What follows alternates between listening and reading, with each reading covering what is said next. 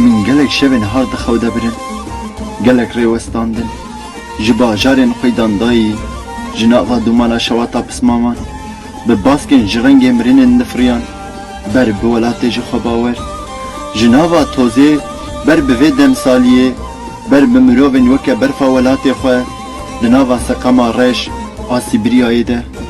Min tîpên navekî qedexe bi şewta xwe germ dikin li deşta çiyaya Hîmalayan. Min gotinên qedexe li ser masaya vodkayê melav dikirin, ve dixwarin û weke min xwe qedexe dikirin.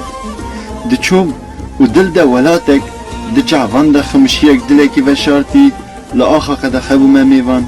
Bi mirovên qedexe re geriyam, ketim devê mirînê. Min tirs bi ewran dişewitand, min her dever dît ji gundê xwe pêve, min her jin dît ji